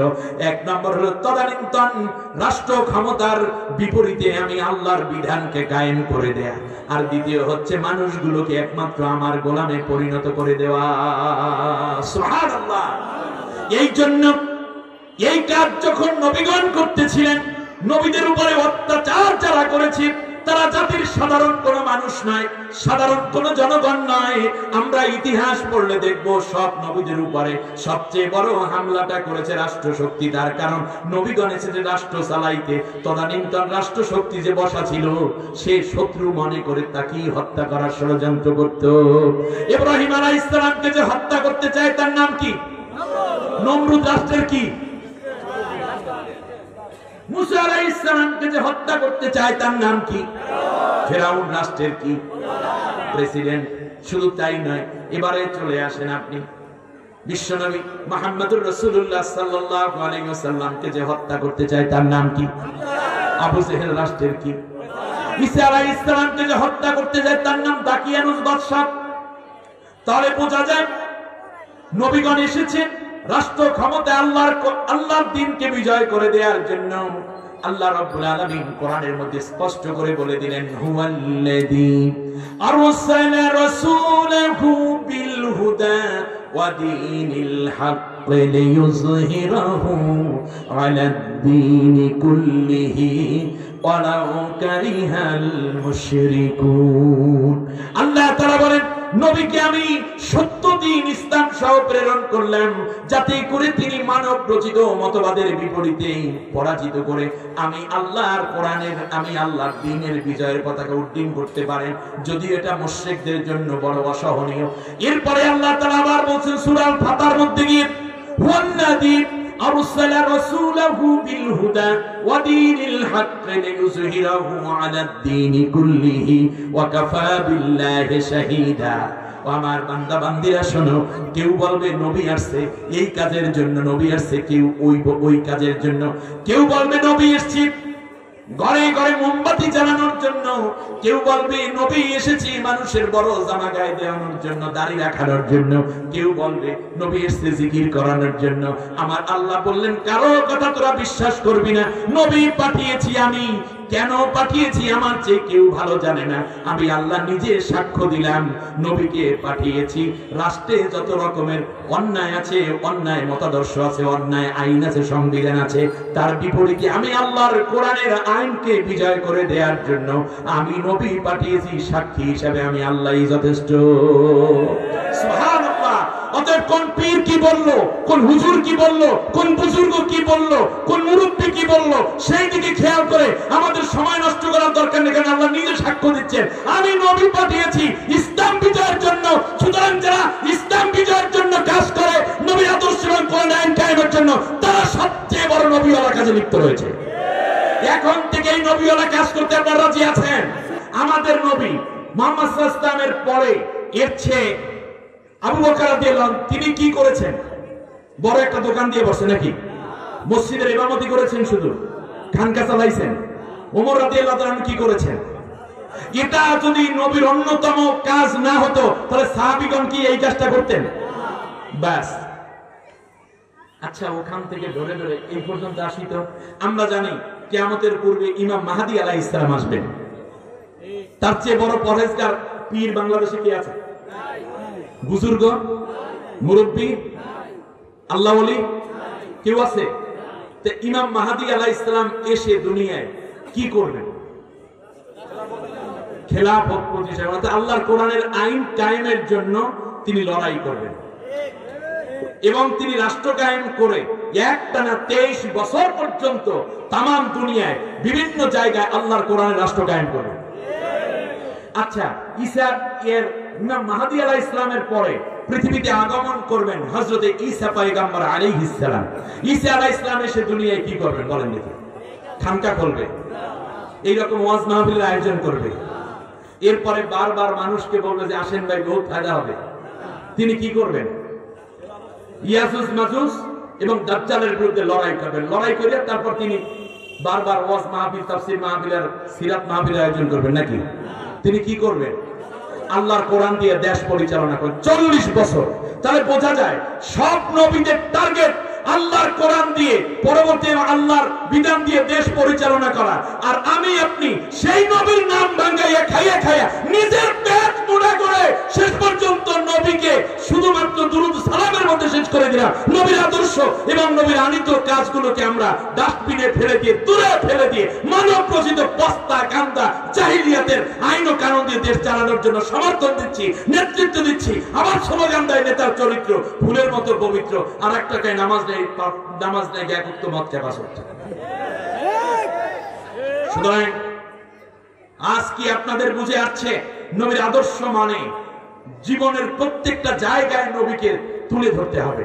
সেই ক্ষেত্রে ব্যক্তি জীবনের আমল ব্যক্তি জীবনে করতে হবে, সামাজিক জীবনের আমল সামাজিক জীবনে, পারিবারিক জীবনে নবীর আমল পারিবারিক জীবনে, রাষ্ট্রীয় জীবনের আমল রাষ্ট্রীয় জীবনে। আর রাষ্ট্র হইল সমস্ত ব্যক্তিদেরকে নিয়ন্ত্রণ করে। আল মারউ না না না না আন-নাসু আলা দীনে মুলকিহি। প্রত্যেক মানুষ, রাষ্ট্র যেই রকম হয় মানুষগুলো সেই রকম হয়ে যায়। বাংলাদেশে মূর্তি নামের ভাস্কর্য তৈরি করে তাতে ফুল দিতে হবে, এটি কোন মুসলমানের বাচ্চারা আগে জানতো? কিন্তু দেওয়া হয়েছিল কিনা? হয়েছিল। তারপর দাঁড়াইয়া দাঁড়াইয়া সম্মান করা, এটা হয়েছিল না? তারপরে রবীন্দ্রসঙ্গীতের বিশাল চর্চা শুরু হয়ে গেছিল না? মসজিদের বারান্দা, মসজিদের মিম্বরে বসে ইমাম সাহেবদের কণ্ঠগুলো ছোট হইতে হইতে হইতে হইতে এক হুজুর তো বইলেই ফেলাইছে আমরা জান্নাতে। আর একজনে বলল যে এত কওমি জননী হয়ে গেছে। এগুলো হুজুরের জবান থেকে বের হয়েছিল কিনা? আমি কি বাড়াইয়া বলতেছি নাকি? এর মানে হচ্ছে যত অন্যায় বিন্যায় আছে সবগুলোকে মেনে হুজুররা, কারণ আন-নাসু আলা দীনে মুলকি, ওই রাষ্ট্র যেই রকম হয় মানুষ সেই রকম হয়ে যায়। হত্যার কোনো বিচার হয়তো না, অন্যায়ের কোনো প্রতিবাদ হতো না, মানুষগুলো সেই রকম হয়ে যাচ্ছিল। কিন্তু আপনি খেয়াল করুন, সেই সময় কিছু হুজুররা দেখা গেছে যে এত বেশি কথা বলেছে স্বৈর শাসকের পক্ষে, এখন আবার সেইগুলোকে নিয়ে অনেকে ট্রল করে। তার মধ্যে উল্লেখযোগ্য অনেক বক্তাদেরকেও আমরা দেখি, আরে ভাই আপনি ওই সিফাতে পড়লে দেখেন কি অবস্থা হয়, ঠিক কিনা বলেন? আমির হামজাকে নিয়ে আপনি ট্রল করেন, এই যে তারিক মনোয়ারকে নিয়ে আপনি ট্রল করেন, অমুক হুজুরকে নিয়ে ট্রল করেন, আপনি ওই সিফাতে পড়লে দেখেন চারপাশে গোয়েন্দা বসা, ফোন দিয়ে বলছে আমাদের কথা না বললে খবর আছে, কিন্তু শেষ পর্যন্ত বাধ্য হয়ে অনেক কথা অনেক সময় বলতে হয়েছে। 5 আগস্টের পরে, 24 জুলাইয়ের বিপ্লবের পরে আগের যত বক্তব্য দিয়েছে হুজুরেরা, সেই বক্তব্যের মধ্যে সরকারের পক্ষে যা আছে মনে করতে হবে এই লোকটা চরম বিপদে পড়ে বলছে কেবলমাত্র ফরিদউদ্দিন মাসুদ ব্যতীত।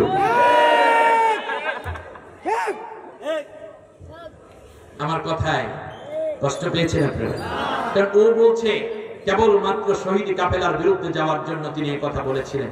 তাকে অবশ্যই উচিত উলামায়ে কেরামদের সামনে লাইভে এসে ক্ষমা চাওয়া। প্রিয় ভাইরা, যেই কথা আমি বলছিলাম, রাসূল সাল্লাল্লাহু আলাইহি ওয়াসাল্লাম যখন রাষ্ট্র ব্যবস্থা শুরু করলেন, সেই জায়গাটা যখন আরম্ভ হয়ে গেল, আল্লাহ রাব্বুল আলামিন বলেন আমার নবীকে যখন তুমি নেতা মেনে সমস্ত কাজগুলো শুরু করবে তখন কি হবে জানো? তাহলে আমরা নবীকে পাইলাম দুনিয়ায়, নবীকে পাইলাম কবরে। জিজ্ঞেস করবে ফেরেশতারা, চতুর্থ প্রশ্ন, নবী সাল্লাল্লাহু আলাইহি ওয়াসাল্লামের রওজা মুবারক থেকে উম্মতের কবর পর্যন্ত একটা রাস্তা তৈরি করে দিবেন ফেরেশতারা। রাসূল সাল্লাল্লাহু আলাইহি ওয়াসাল্লামকে লক্ষ্য করে বলবে হাল তারিফ মান হাদার রাসূল, তুমি কি চিনো এই ব্যক্তিটা কে? তখন চোখের পানি ছেড়ে উম্মত বলবে এই নবীর আদর্শ কায়েমের জন্য স্লোগান দিয়েছি, এই নবীর কথা বলার জন্য জেল কেটেছি, রিমান্ড সয়েছি, নবীর আদর্শ কায়েমের জন্য মানুষের দাঁড়ে দাঁড়ে গিয়েছি, নবীর আদর্শ নেতৃত্বের জন্য কাজ করেছি, ঘাম ঝরিয়েছি, রক্ত দিয়েছি, অর্থ দিয়েছি। সুতরাং তিনি আমার নবী মুহাম্মদ রাসূলুল্লাহ সাল্লাল্লাহু আলাইহি ওয়াসাল্লাম। আপনারা এক নাস্তিক এখানে দ্বিমত পোষণ করে বলেছিল যে কোথায় বাংলাদেশ, কোথায় মক্কা মদিনা, কোথায় আমেরিকা, কোথায় মদিনা। এরপরে একসাথে 100-500 এক সেকেন্ডে মানুষ মারা যায়, বাংলাদেশে প্রায় 7,000 মানুষ, মানে 27,000 মানুষ মারা যায়। তাহলে এই 27,000 মানুষ একসাথে কেমনে নবীরে দেখে কও দেখি? এই যে মোল্লারা কথা কয় দেখি ঠিক আছে? তার জবাবে একটা কথা, যে কথাটা আমার মনে পড়ছে এই মুহূর্তে, সেটা হচ্ছে আলেমদের বুদ্ধি তো আস্তে করে বললো, দেখেন আপনি টেলিভিশন দেখেন কিনা? বলে দেখি তো। টেলিভিশনে যদি বলে যে আজ রাত 8টায় গণপ্রজাতন্ত্রী বাংলাদেশ সরকারের প্রধান উপদেষ্টা জাতির উদ্দেশ্যে ভাষণ দিবেন, বাংলাদেশে কতটা টেলিভিশন আছে? বললো যে কমপক্ষে 1 কোটি টেলিভিশন আছে। এরপর স্যাটেলাইটের মাধ্যমে বিদেশেও তো মানুষরা দেখবে নাকি? ঠিক এক টাইমে কতজন মানুষ একসাথে দেখতে পাবে? বলে যে 1 কোটি মানুষ দেখতে পাবে। বললো যে যদি পৃথিবীর মানুষ আবিষ্কার করে একজন মানুষকে একটা সেন্টার থেকে একই সাথে কোটি কোটি টেলিভিশনে দেখাতে পারে, তাহলে এই মানুষ যে আল্লাহ তৈরি করেছেন সেই নবীকে কোটি কোটি কবরে দেখাইবে, এই জন্য আল্লাহর আবার নতুন কিছু লাগবে নাকি? সুবহানাল্লাহ। প্রিয় ভাই আমার, শেষ কথাটি আমি এভাবে বলতে চাই যে রাসূল সাল্লাল্লাহু আলাইহি ওয়াসাল্লামকে সামনে রেখে কিয়ামতের ময়দানে আল্লাহ রাব্বুল আলামিন মানুষকে ডাকবেন। আল্লাহু আকবার। দুনিয়ায় যে যাকে নেতা মেনেছে কান খাড়া করে শুনুন, কান খাড়া করে শুনুন।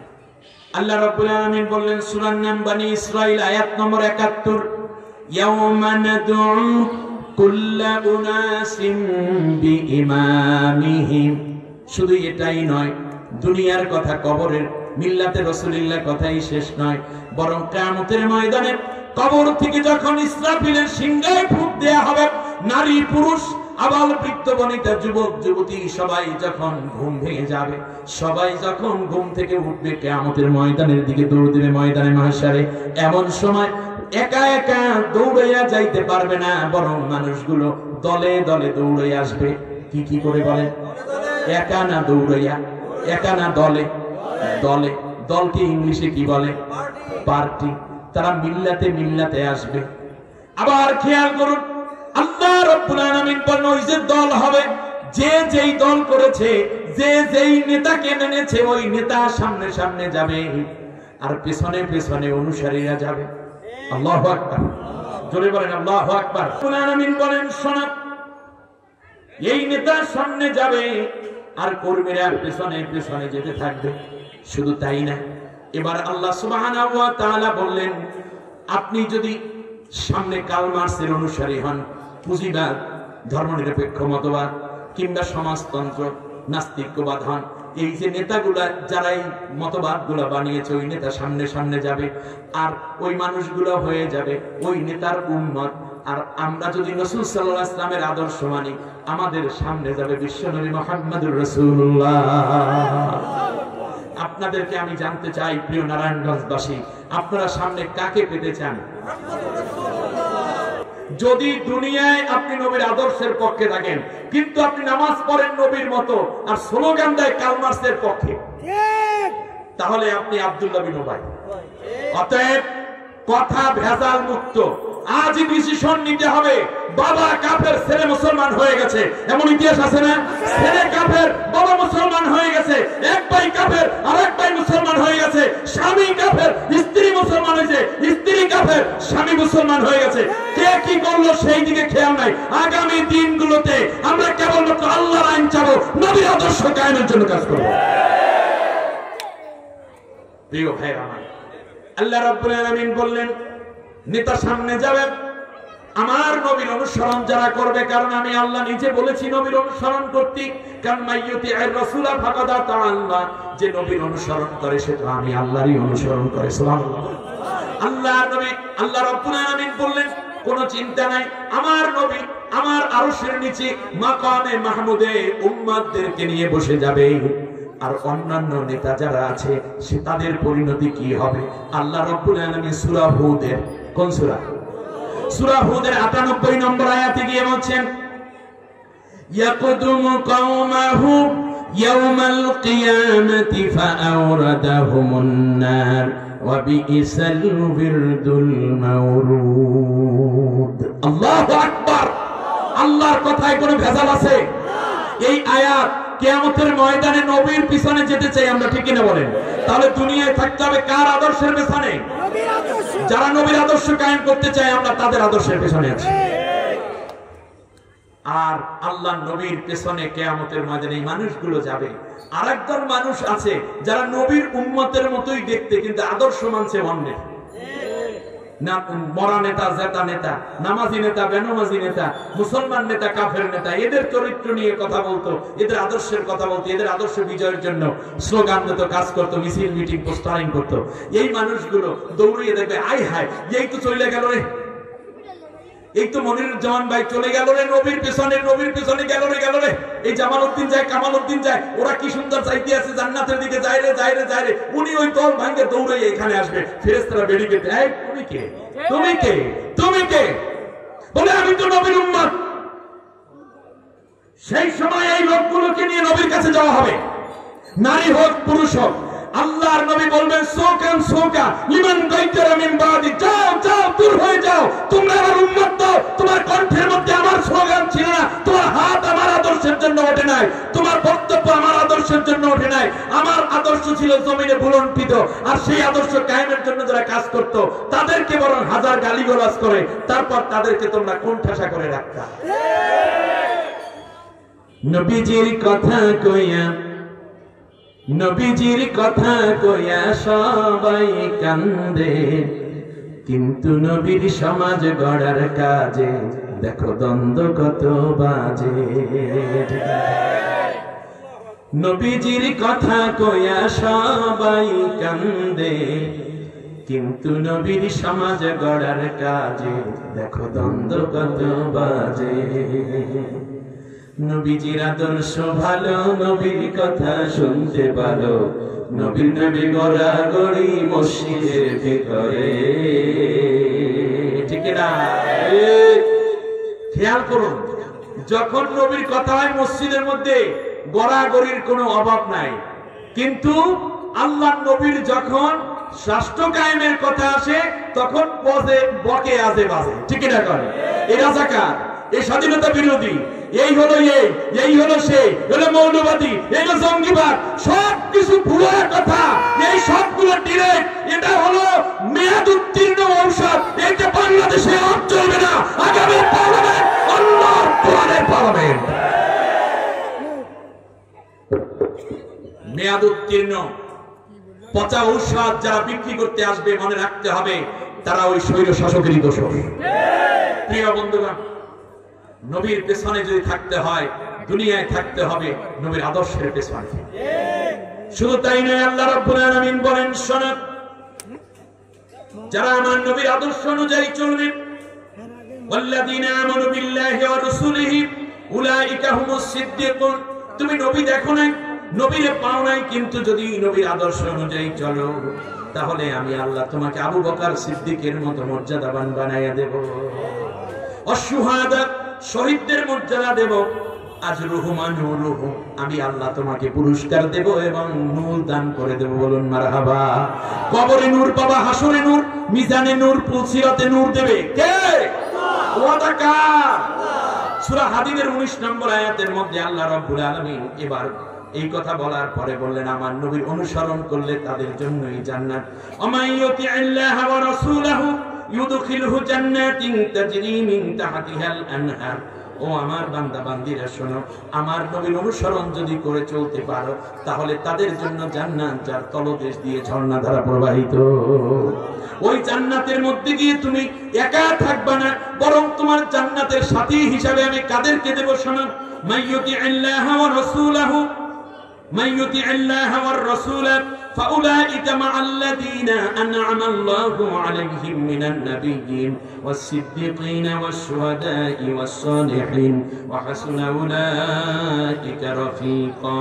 সূরা নাম, সূরা নিসা, আয়াত নম্বর 69। আল্লাহ রাব্বুল আলামিন বলেন, জান্নাতের মধ্যে নবীদের সাথে আমি নবীর অনুসারীদেরকে জান্নাতি বানাইয়া দেব। আদম আলাইহিস সালাম থেকে নিয়ে বিশ্বনবী মুহাম্মদ সাল্লাল্লাহু আলাইহি ওয়াসাল্লাম পর্যন্ত সব নবীগণ যেই জান্নাতে থাকবে, আমি আপনি যদি নবীর অনুসরণ করি তাহলে ওই জান্নাতে আল্লাহ থাকতে দিবেন। সুবহানাল্লাহ বলেন। আবু বকর যেই জান্নাতে, সেই জান্নাতে থাকার ওয়াদা দিচ্ছেন কে? শহীদদের সাথে জান্নাত দিবেন এবং নেককারদের সাথে জান্নাত দিবেন আমার আল্লাহ। কত আবেগ নিয়ে বলছেন, কত না সুন্দর হবে তাদের সাথীরা। বলতে বলতে আল্লাহ রাব্বুল আলামিন আমার আপনার নবীকে লক্ষ্য করে শেষবারের যে আয়াতটি আমি আপনাদেরকে বলতে চাই, হাজার বিপর্যয়, হাজার বিপদের মধ্যে কিয়ামতের পূর্বে যখন আমার উম্মতদের উপর অত্যাচার পীড়ন চলে আসবে, তখন আমার নবীর আদর্শে কায়েমের জন্য যারা কাজ করবা, আমি আল্লাহ রাব্বুল আলামিন তাদের জন্য জান্নাতের জামিনদার হয়ে রইলাম। আল্লাহ রাব্বুল আলামিন সূরা আনফালের 64 নম্বর আয়াত, 8 নম্বর সূরা 10 নম্বর পারার মধ্যে গিয়ে কি চমৎকার কমিটমেন্ট দিচ্ছেন, ওয়াদা দিচ্ছেন। ইয়া আইয়ুহান নাবিয়্যু হাসবুকাল্লাহ ওয়া মান ইত্তাবাআকা মিনাল মুমিনিন। ও নবী গো, আমি আল্লাহ সুবহানাহু ওয়া তাআলা তোমার জন্য জামিনদার হয়ে গেলাম। আর কিয়ামত পর্যন্ত গরীব হোক, ধনী হোক, বাড়িওয়ালা হোক, ভাড়াটিয়া হোক, গাড়িওয়ালা হোক, ড্রাইভার হোক, প্যাসেঞ্জার হোক, শিল্পপতি হোক কিংবা গার্মেন্টস এর কর্মী হোক, কালো হোক, সাদা হোক, শিক্ষিত হোক, অশিক্ষিত হোক, যুবক হোক, মাদ্রাসায় পড়ুক, ইউনিভার্সিটিতে পড়ুক, এটা বড় কথা নয়। পেশা যেটাই হোক না কেন, তোমার আদর্শ অনুযায়ী যারা চলবে, আমি যেমন তোমার জান্নাতের জামিনদার হয়ে রইলাম, তোমার ওই অগণিত উম্মতের জামিনদারও আমি আল্লাহই হয়ে রইলাম। সাংবাদিকরা এই কোশ্চেন করার পর বলেছে, আমি দেশ চালাবো মুহাম্মদুর রাসূলুল্লাহ নীতিতে। সুবহানাল্লাহ। বলে সেটা কিভাবে? বলল যে তিনি যখন ইন্তেকাল হয়ে গেছেন তখন তার ঘরের মধ্যে খাবার ছিল না, সোনাদানা ছিল না, অর্থকড়ি ছিল না, কিন্তু তার পাওয়া গেছে অস্ত্র শস্ত্র, পাওয়া গেছে আত্মরক্ষামূলক ব্যবস্থা, দেশ রক্ষামূলক ব্যবস্থা এবং দেশের জনগণের নিরাপত্তার জন্য বহিঃশত্রুর মোকাবেলার সক্ষমতা খুঁজে পাওয়া গেছিল। সুতরাং আমি আমার রাষ্ট্রে জনগণকে সুখী করার আগে আমি চিন্তা করব আমার দেশের নিরাপত্তা এবং আমার ধর্ম এবং ধর্মীয় লোকদের নিরাপত্তার বিধান করার জন্য আমি চেষ্টা করব। সেই নীতিতে ছোট্ট একটা রাষ্ট্র আজও পর্যন্ত এই জায়গায় আসলো, অথচ আমরা রাসূল সাল্লাল্লাহু আলাইহি ওয়াসাল্লামের উম্মত হওয়ার পরেও আমরা একটু দেখলাম না, রাসূল সাল্লাল্লাহু আলাইহি ওয়াসাল্লামের 9টা তলোয়ার ছিল। মাহুর, উদুব, জুলফিকার, কেলি, বিত্তার, খন, দাসুক, মাকজাম, কাজিব, এগুলো তলোয়ারের নাম। এই তলোয়ার দিয়া আল্লাহ নবী প্রতিদিন তরকারি কাটতেন, ঠিক কিনা বলেন? তলোয়ার দিয়ে কি করে? আচ্ছা, 7টা ছিল বর্ণ: জাতুল ফজল, জাতুল বিহাস, জাতুল হাওয়াস, সাদিয়া, ফিন্দা, বিতারা, খর্ণ। আপনারা বলেন দেখি, বর্ণ দিয়ে কি করে? ডাইলারে। আমাদের জামা আছে হরেক রকম, টুপি আছে বহুতটা, মোবাইল আছে 3টা, ঘড়ি আছে 8টা, কোটি আছে 33টা, জুতা আছে 6 জোড়া, কিন্তু আত্মরক্ষার কোনো ব্যবস্থা নাই। আজ বর্ষা 6টা, জাওড়া, রওদা, সফরা, বায়দা, কসম, কোমর বন্ধ, রূপার কোমর বন্ধ ছিল একটা, আপনারা দেখেন পুলিশে মোটা কোমর বন্ধ করে, আমরা হুজুরেরা একেবারে নেও চিকন করিয়া সুতা দিয়ে সেলাই করিয়া তারপর পায়জামার ভিতরে ঢুকে তারপর গিট দিয়ে ধুয়ে দিই। আর রাসূল সাল্লাল্লাহু আলাইহি ওয়াসাল্লাম কোমর বন্ধ ছিল শক্ত, যাতে করে যুদ্ধের ময়দানে, তাহলে বোঝা যায় আল্লাহর নবী শুধুমাত্র মসজিদে গড়াগড়ি খাইতেন, যুদ্ধের ময়দানে যাইতেন। সেই হাদিসের কথা কে বলবে? আপনারা তো নবীকে এখনো হালিমা রাদিয়াল্লাহু তাআলা দুধ খাওয়াইতে আছেন 1450 বছর ধরে। একটা জাতিকে এইরকম অন্ধ বানাই রাখে। আমি বিশ্বাস করি যেই সিরাতুন নবী মাহফিল শুরু হয়েছে, হাজারো বাধা বিপত্তি আসবে, কিন্তু নবীর প্রকৃত উম্মত যারা এই মাহফিল বাস্তবায়ন করার জন্য, তাদের সর্বোচ্চ ত্যাগ করার জন্য আবার এগিয়ে আসবে ইনশাআল্লাহ। ঢাল ছিল তিনটা,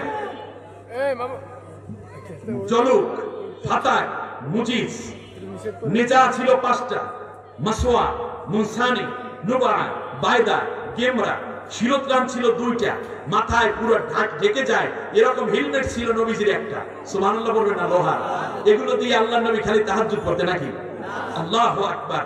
তাবু ছিল একটা, জুব্বা ছিল তিনটা, লাঠি ছিল তিনটা। লাঠি তিনটা দিয়ে কি করতে? ছাগল পিটাইতে, কুত্তা তাড়াইতে মনে হয়। নাউযুবিল্লাহি মিন জালিক। আপনি দেখেন না সেনাবাহিনী প্রধানের হাতে কি অস্ত্র থাকে না লাঠি থাকে? ওনার লাঠি উঁচু করা মানে লক্ষ লক্ষ অস্ত্র তাক করা। আল্লাহ নবী সাল্লাল্লাহু আলাইহি ওয়াসাল্লামের ঘোড়া ছিল 60টা। একজন মানুষ ঘোড়া লাগে কয়টা? এর মানে 7টা ঘোড়ায় তোলে তিনি যুদ্ধ করতেন যখন যেটা প্রয়োজন। যুদ্ধে আল্লাহ নবী কাউকে হত্যা করতেন নাই, কারোর উপরে আঘাত করেন নাই, কিন্তু সেনা প্রধান হিসেবে এটা তার ছিল। আপনার কি আছে? কিছু নাই। আপনার আছে কি? ব্যাংকে টাকা পয়সা, গ্যারেজে আছে 2টা গাড়ি, বউয়ের আছে অনেকগুলো ব্যাংক ব্যালেন্স।